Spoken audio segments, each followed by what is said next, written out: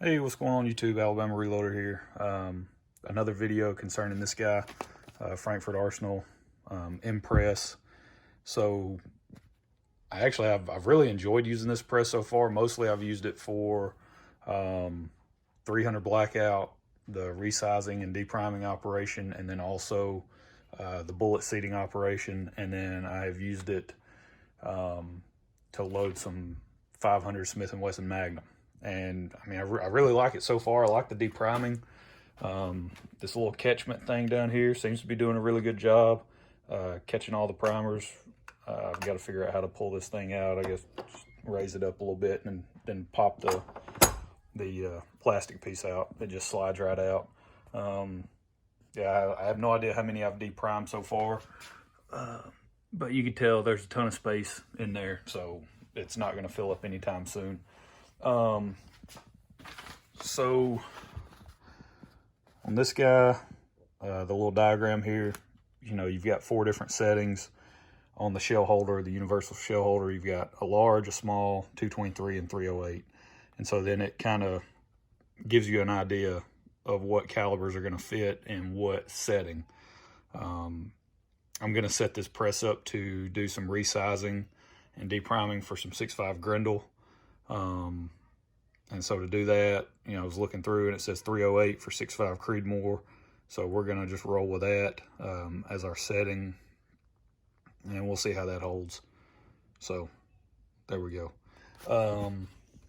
Again, another concern. I know someone commented because of my concern for the mark that set screw leaves on your die, on the threads of your die. They commented, to use a piece of lead shot, something that would possibly hold it in place and maybe not mar up the threads as much.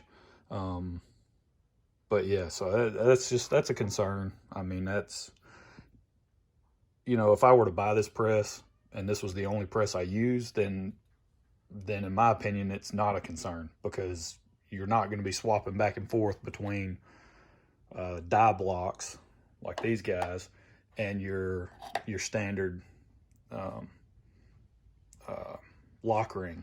I mean, you're not going to be doing it. But in my case, I'm just testing this out, and I do use the lock rings and the traditional, sort of press designs and all that. So it's a little bit of a concern. I did go ahead and screw this. This is the bullet seater for the Smith & Wesson 500. I went ahead and screwed it down into the turret press just to make sure, and that didn't really cause any issues. I did kind of feel it catch just a little bit, but nothing that's going to really cause too much concern. But I just thought that was interesting for those of you that maybe have have a press, like, maybe in the situation that I'm in here, and you want to maybe add another press. You were looking at this press, whatever.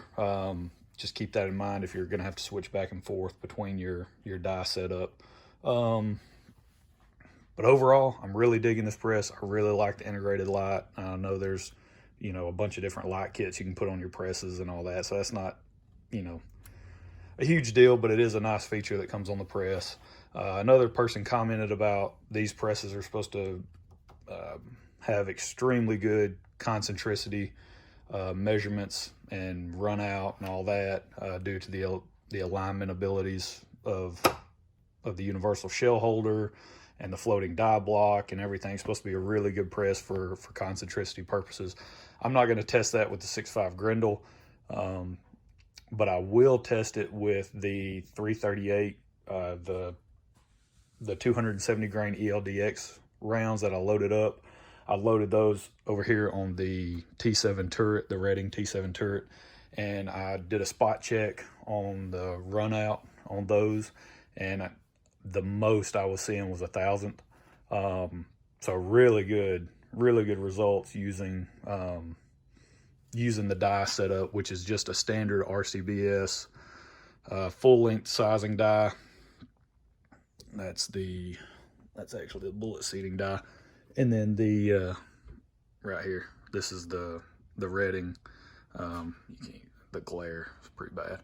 The Redding not Redding, RCBS full length sizing die for 338, and then the bullet seating die, just your standard. I picked up that die set for, I think it was less than 14 bucks. Academy had them at a clearance price. I think it was like $13.98. So yeah, $14 for a 2-die 338 Lapua mag set. At the time I didn't even have it, but I was like, you know what? I'm just gonna buy it because it's so cheap. And those have done really well. I have since ordered, a few days ago, I went ahead and ordered a Hornady, kind of like this one, the bullet seating die for 338 Lapua mag. So I went ahead and ordered that. It's 26 bucks on Midway. And I wanted to order that just because I've already got the micro adjust. So now I've got a micro, micrometer seating die for the 338 for 26 bucks, since I already had the micro adjust there. So that'd be pretty cool. We'll switch over to that die probably for the remainder of the loading. But on this one, so the way you set up your sizing dies, because you don't have a true or a traditional shell holder, pretty much what you want to do, you want to get your sizing die. I'm doing all this one-handed. You want to make sure your set screw is loose, so that way you can make your course adjustments and everything, get that set up. You want to go ahead, just like all your other presses, it states in the instructions, raise it until, basically you're at the top of the stroke, which this one is. And you see we still have clearance, so we're not touching that universal shell holder yet. So you just want to crank your die down until you make contact, till you feel it make contact with that universal shell holder. So right there. And then that's it. That's your, on the Hornady, that's your seating direction, or not your seating, but your resizing directions. I mean, per the instructions in the die set, that is how you set your resizing die. Now, according to what you're trying to accomplish, how much you're trying to push that shoulder back, you may need to make more fine-tune adjustments from there, but this is your starting point on your resizing. From there, obviously you want to make sure that this piece right here is tightened down. You don't want to go into a resizing effort with that piece loose, because it comes loose from the factory. And then as soon as you run a piece of brass up, your zip spindle here, your resizing and depriming rod, it goes right back up into the die. Then you got to start the process back over, and it's just a pain. So make sure you tighten everything up prior to use. Just an FYI, I've done that a couple of times, just completely forgotten about it. And yeah, so it's just a little bit of a pain in the butt. But once you get that set, go ahead and tighten this down. And you really have to turn on that pretty good. I mean, you do have to crank it in there and tighten it really, really well. Just because, with the, where was it? What was it the other day? Yeah, I think it might have been, I went in and retightened the 300 blackout, but it loosened up on me a little bit again. Now, I wasn't able to turn the die very much. I mean, it was slightly loose in the die block, but I had cranked on it pretty good, and I thought it was tight with that set screw. So again, back to what the previous, the person had commented before, maybe put a piece of lead shot in there, and that way you can get it good and tight, and hopefully it won't go anywhere.